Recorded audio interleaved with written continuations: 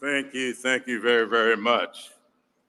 Mr. President, it is my distinct privilege and pleasure to again welcome you to South Carolina, a state you know well.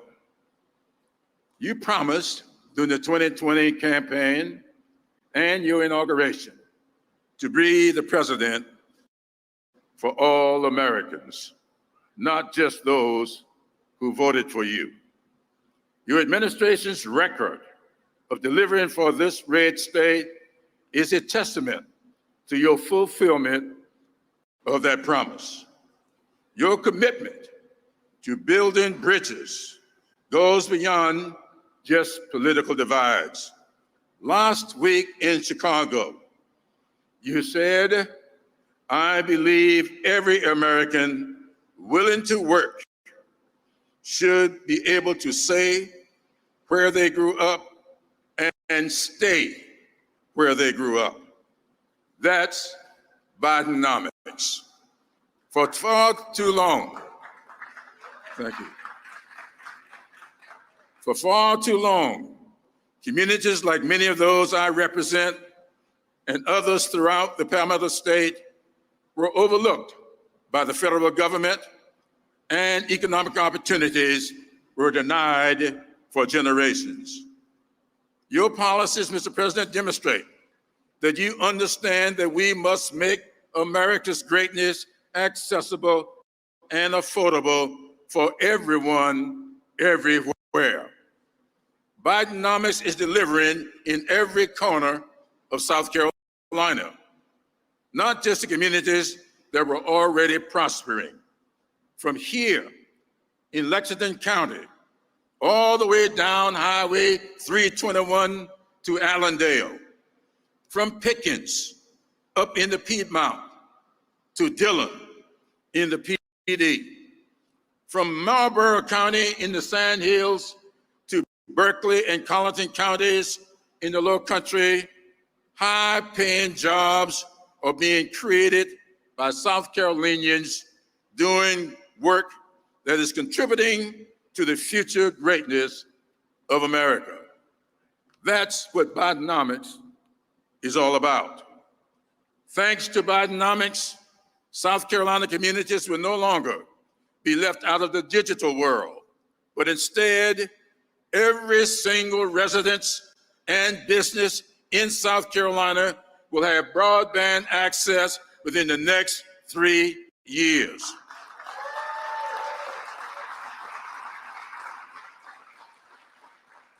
These investments are only possible because of the laws we passed in Congress under Democratic majorities, laws like the American Rescue Plan, the Bipartisan Infrastructure Law, the CHIPS and Science Act, the Inflation Reduction Act, the Safer Communities Act, and the PACT Act that is improving the lives of veterans throughout South Carolina.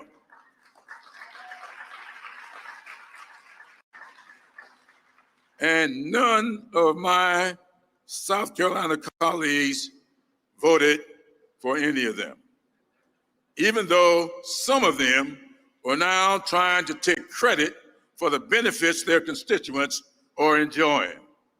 I can understand why they want to take credit. Bidenomics is good for their constituents.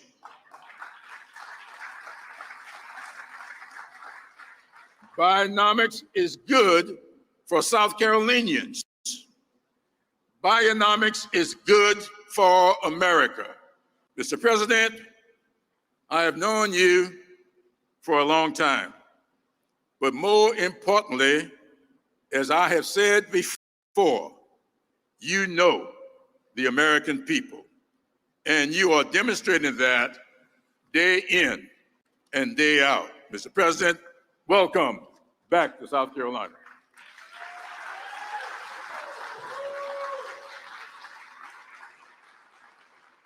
Ladies and gentlemen, please welcome Nikki Hicks.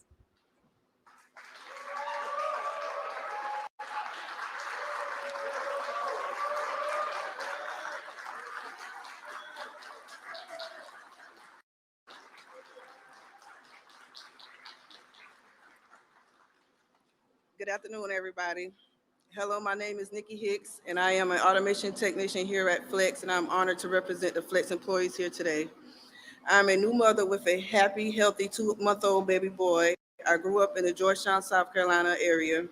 After graduating high school in 2009, I moved to Columbia to look for work and start my career. During that time, I held various jobs working in retail elder care. I wanted more for myself, so I started to look for other opportunities. I joined Flex through a temp agency in 2015. I became Core Flex employee in 2019. Today I am an automation technician. I'm learning how to read schematics, troubleshoot when there are issues, and improve my communication skills. With the new in-phase production line, I am focused on ramping up production.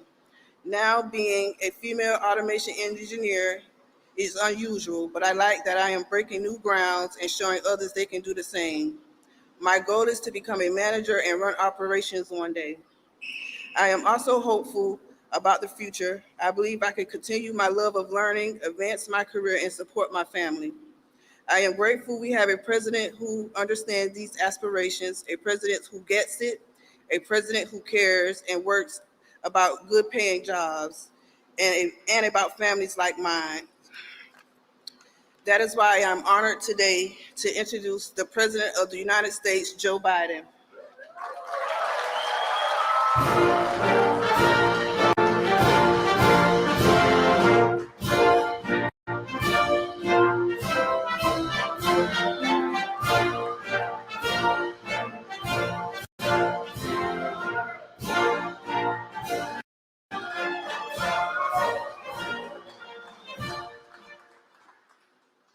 Hello, South Carolina. Thank you, Nikki, for the introduction. You wonder what I'm kicking here? I'm kicking this stand in, but it's not working. How about that?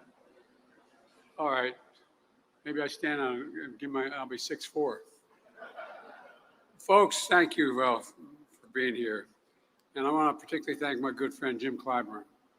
Truth of the matter is, all of you know in South Carolina, I wouldn't be standing here were it not for Jim Clyburn.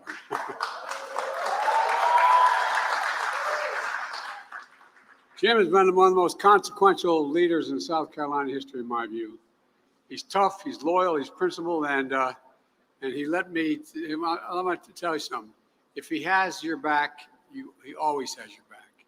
And Jim is good to be back in your home with you and your daughter. And look, former Mayor Steve Benjamin couldn't be here today, and you all remember Steve as your mayor because he's traveling with his family, and it's great to have him here.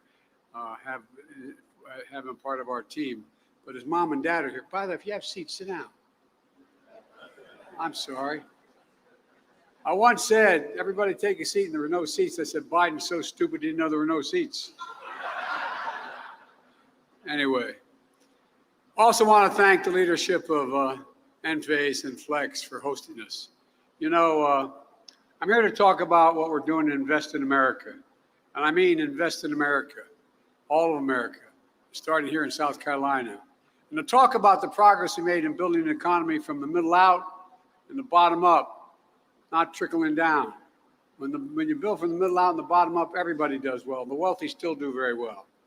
But that trickle-down economy, not a whole lot dropped on my dad's kitchen table growing up. It's all part of an economic vision for this country. I came to office determined, to the point that some of my own team thought I was too determined, to change the economic direction of this country, to move trickle-down economics and get rid of it where everyone from the Wall Street Journal, the Financial Times, called the program Bidenomics. I'm not sure they meant it as a compliment at the time. Our plan is working. And one of the things I'm proudest of is working everywhere, not just in the coast and big cities like previous recoveries. This time, investment is working in factories being built and jobs being created, happening in rural America, the heartland, all across America, in communities that have been left out and hollowed out. This is what it looks like across the country. Over 13 million new jobs since I've been elected to office. More jobs than any president's ever created in the first 2 years. Nearly 800,000 manufacturing jobs, including 14,000 in this state alone. This state alone. And again, that's more in 2 years than was created in 4 years in any other administration. Unemployment been below 4% for the longest time in 50 years. Inflation is less than half of what it was a year ago, and we're continuing to work on it. You know, I know we have more to do. Bringing down inflation remains one of my top priorities. Job satisfaction nationally is at a 36-year high. The share of working age Americans in the workforce is as high as it's been in 30 years. Remember they used to say, Biden spent all this money to keep people from working?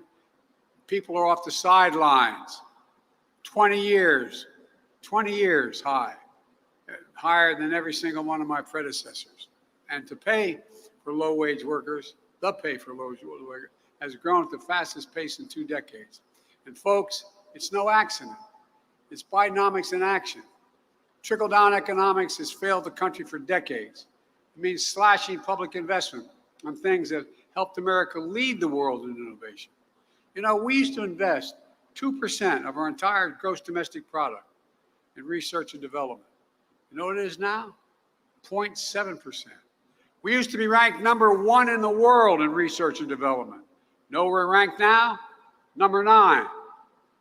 China's #8 a decade ago, and now China's #2. And other countries are closing in fast. This is the United States of America, for God's sake.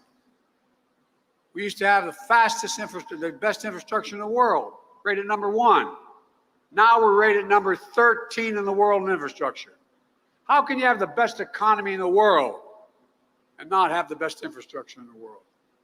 Under my predecessor, Infrastructure Week became a punchline. Every month. Anyway, I won't get into it. On my watch, we're making infrastructure a decade headline. A decade. Yesterday, we announced that since I took office, we've attracted $500 billion, $497 billion in private investment in American manufacturing, both here and around the world. It's historic.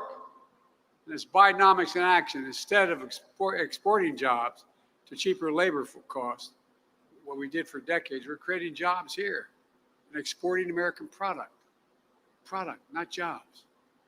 That's the story here in South Carolina. Earlier, we heard the leadership of Enphase say that $60 million they're investing here. Well, that's 1,800 jobs across the country and up 600 permanent jobs right here in South Carolina. All a direct result of the so-called Inflation Reduction Act we wrote and passed. Well, that's the legislation in the past where so much money is coming in to make all this happen. And by the way, parenthetically, you're going to hear about the deficit. I cut the deficit $1.7 trillion in 2 years. Nobody's ever done that. Cut the debt 1.7. This generates income. It generates growth. Enphase first commercialized the component that converts solar energy into electricity. All that solar energy doesn't do a whole lot of good if you can't do it and convert it into electricity. It's called, they invented a thing called a solar microinverter. Jobs that used to go to Mexico, India, Romania, and China are now coming home to South Carolina. Now Enphase is partnering with Flex to make these parts here in South Carolina. And today, they're shipping their first microinverters made in America. Made in America.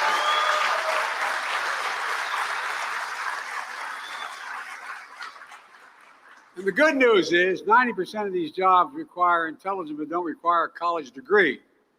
And Flex is working with Midlands Technical College in Columbia to develop training and pathways so folks can get these jobs. Since I took office, we've seen over 60 domestic manufacturing announcements all across the solar supply chain. One of the biggest is in Dalton, Georgia. You may find it hard to believe, but that's Marjorie Taylor Greene's district.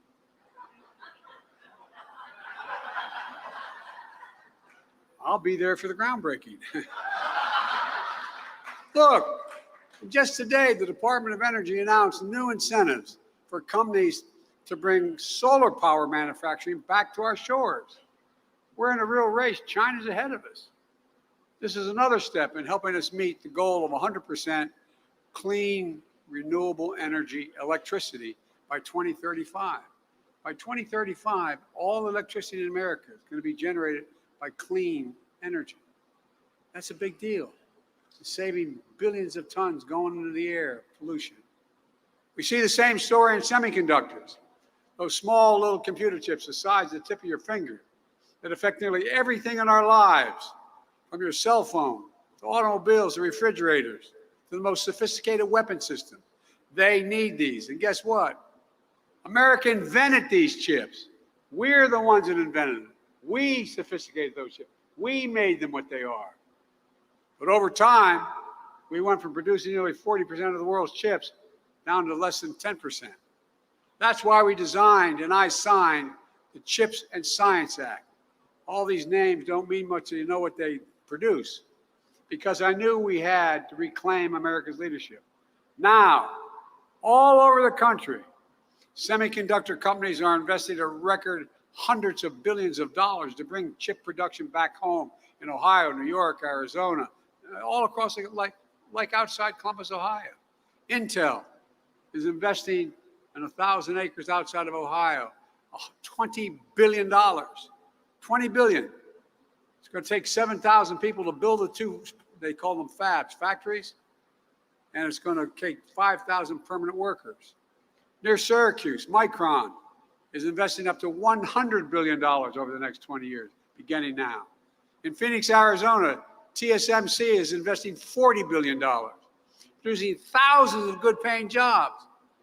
As I said, for example, in Ohio, those 7,000 jobs building the facility are going to generate economic growth in that entire region outside of Columbus, because they're generating, they bring along, you need stores, you need drugstores, you need a lot of things to maintain those jobs. And we're also seeing 3,000 jobs, those 3,000 jobs working in the fabs. You can make $100,000 a year. That's the average salary.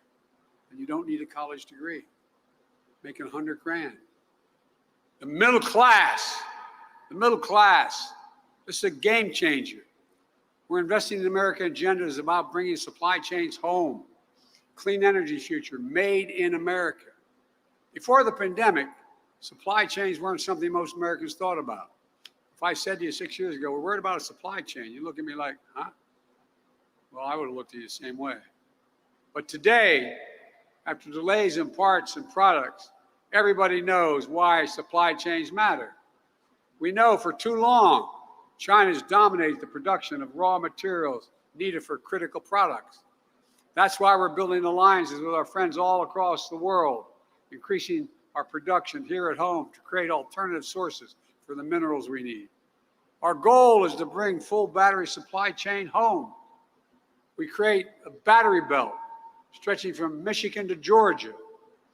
In Chester County, South Carolina, Albemarle is investing $1.5 billion to process lithium for electric vehicle batteries.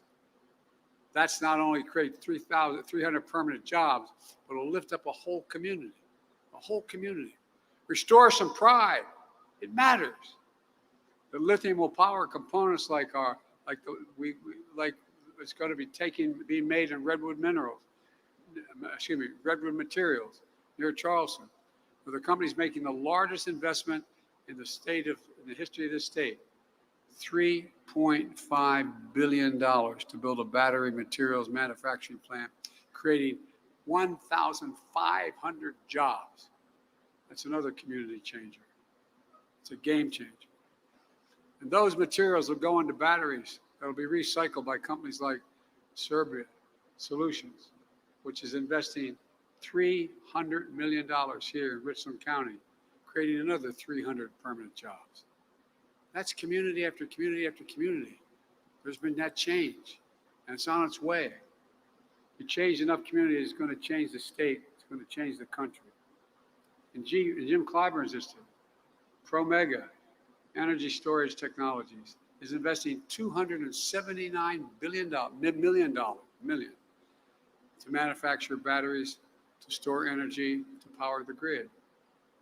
Look, what do you think we have said if I came when I was here trying to get the nomination 3 years ago? And I told you about, while I was campaigning, that we'd see this kind of investment in South Carolina, billions of dollars. I think you would have been a little skeptical. But that's why I fought so hard for the things I wanted to do. Didn't get much help from the other team, but that didn't stop us from getting it done. And that's going to transform America. All told, since I signed the Inflation Reduction Act and the CHIPS and Science Act and the law, companies have announced $11 billion in manufacturing and clean energy investments just in South Carolina. $11 billion. Companies across the country are expanding factories, building new ones, creating tens of thousands of good paying jobs, most of which don't require a 4-year degree. And when I say every job in America should be a good job, including a free and fair choice to join a union, I mean it. Every venture to manufacture clean energy technology will be made stronger by collective bargaining relationships. That's up to you to decide. It's not just manufacturing. Through the bipartisan infrastructure law, we've already announced over 35,000 projects all across America, like the Brent Spence Bridge, which is a $1 billion operation over the Ohio River from Ohio to Kentucky. And today in New York, we're investing a record to $1 billion to renew the Hudson Tunnel. You walk through that tunnel, it was built 100 years ago. It's fallen apart. You'll be able to go through it 100 miles an hour instead of 30 miles an hour. Up in Union County, South Carolina, we're building 6 bridges critical to moving people and goods across this region. Each bridge is over 60 years old with weight and volume restrictions that cause detours, congestion, and supply chain delays. The oldest one is where South Carolina 49 crosses the Tiger River. The biggest one is right here in Columbia, Malfunction Junction. You all know it. How many years you've been talking about fixing Malfunction Junction? Well, now, thanks to Jim Clyburn and help from the infrastructure law, it's finally going to get fixed. It's going to get fixed. And we're removing every single lead pipe in America. More than 100,000 lead service lines go into homes here in South Carolina. And they're a risk to everyone's health, including children. So it's time to get them removed and replaced.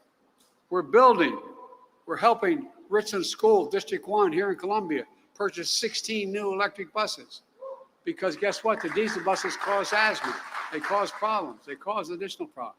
You all remember during the pandemic that thousands of people in this state didn't have a connection to high-speed internet wherever, in their business or their home. Everybody now talks about we're going to close that digital divide. That divide between those who have reliable internet connection and those who don't.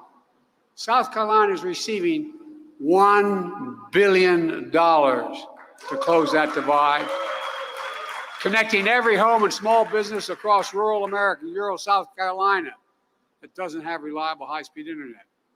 Thanks to Jim Clyburn's Affordable Connectivity Program, fancy name, but it's real, that's saying that 359,000 South Carolinian families are already saving $30 a month on their internet bill. Look, we're doing this in communities all over the country. You can see exactly where the money's going and whether you're affected in your community here by going to invest.gov. Click on to invest.gov, put in your location, and they'll tell you what's happening in your community. You all see projects we're delivering in communities all across America. Look, implementing this legislation also has another transformative impact. All those members of Congress who voted against it suddenly realize how great it is, and they're bragging about it. As my mother would say, God love them. I want to thank Senator Graham for voting for the bipartisan infrastructure law and the CHIPS and Science Act. I wish he had voted for the rest.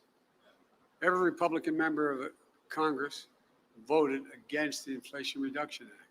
Everyone. Every Republican member of the House in this state voted to repeal the clean energy provisions of the Inflation Reduction Act. That attracted all these jobs. You know, and then after that effort failed, Republican Study Committee, which includes over 3/4 of the House Republicans, just released a plan to go at trying to repeal it all again. That hadn't stopped them, though, from claiming credit. Now the billions of dollars and thousands of jobs are coming to the United States. It's not unusual. The distinguished senator from the state of Alabama, former coach of the university, strongly opposed the bipartisan infrastructure law, is now hailing this passage. He said, quote, "Great to see Alabama receive critical funds to boost ongoing broadband efforts." Yeah, it's great. That's all right, because I'm one of those guys that believe in conversion. Look, folks, on a very serious note, when I got elected, when I proposed these pieces of legislation, I made a commitment that I'd be present for all Americans, whether their elected officials voted for the events or not.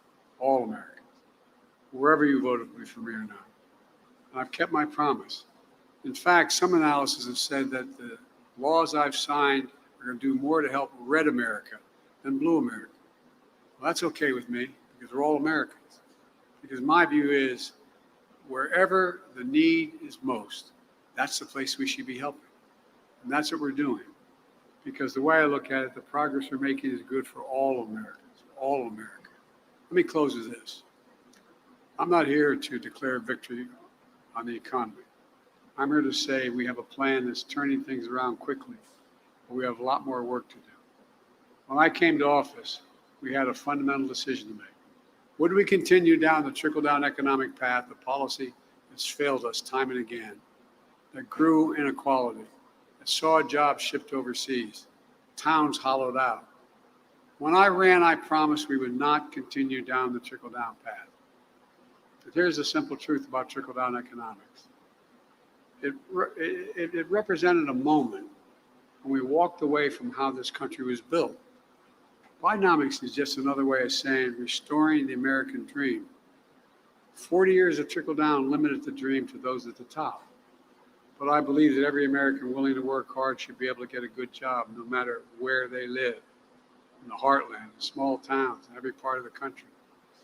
To raise their kids on a good paycheck, keep their roots where they grew up. That's the American dream. My dad used to have an expression for growing up, my word. He said, "Joey, a job's about a lot more than the paycheck. It's about your dignity. It's about respect. It's about being able to look your kid in the eye and say, honey, it's going to be okay, and mean it." That's Bidenomics. It's rooted in what always worked best for this country. Investing in America. Because when you invest in our people, when you strengthen the middle class, we see stronger economic growth that benefits everybody. I've long said it's never been a good bet to bet against America. And I can honestly say I've never been more optimistic about America's future. We just have to remember who we are, for God's sake. We're the United States of America. There is nothing beyond our capacity if we work together. So let's continue to work together. God bless you all, and may God protect our truth. Thank you.